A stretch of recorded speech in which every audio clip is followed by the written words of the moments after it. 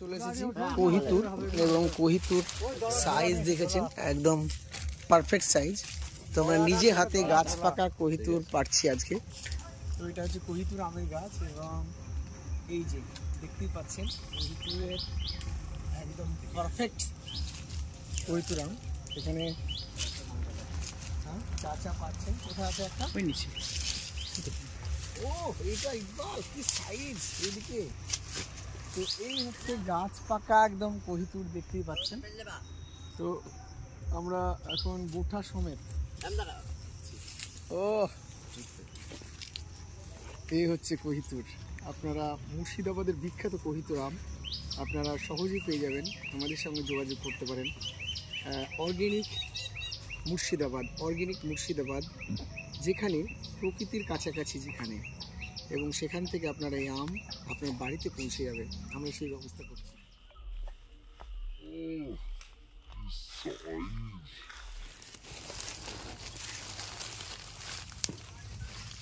পাতাদের উপরে 700 হবে।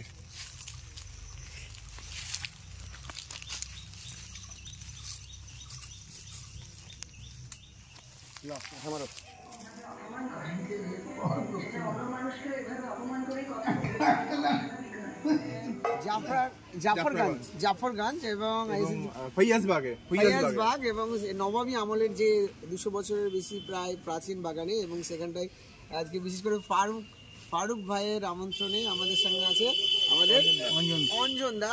আর এই আমার হাতে যে আম আছে সেটা হচ্ছে অ্যাকচুয়ালি না, এই আম হাতে তোলার অপরাধে হাত না কেটে নেয়।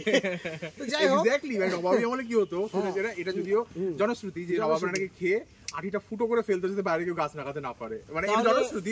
এবং নাম লেখা থাকতো, এক্স্যাক্টলি কে কোন আমটা খাবে নাম লেখা থাকতো। আর সেই আমকে আমরা আজকে হাতে নিতে পারছি, মানে গণতন্ত্র কতটা ডেভেলপ হয়েছে। মানে তুমি একটু ভালো বললে যে হাত না কেটে নেয় নবাব আমার।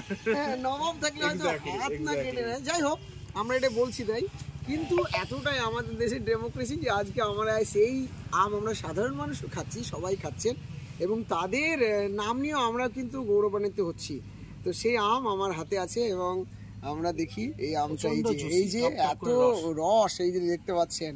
তো এই আমটা আমরা এবার শুরু করো খাওয়া।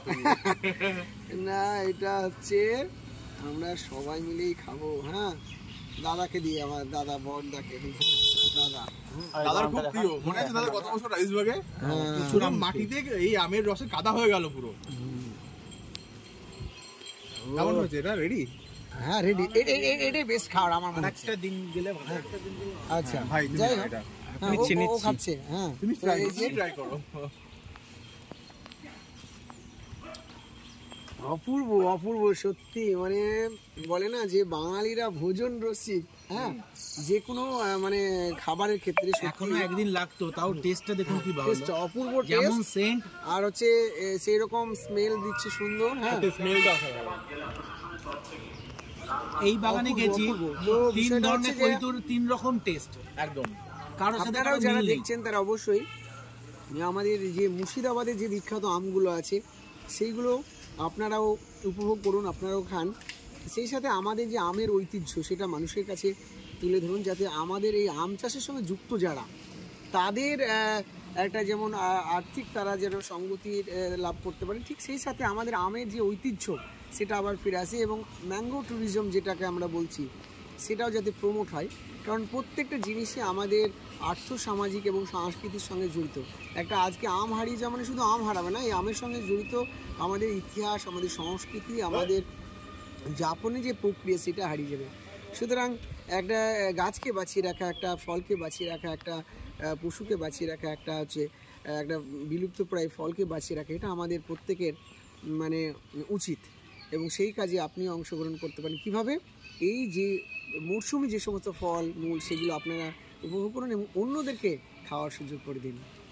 ভাবা যায় যে একটা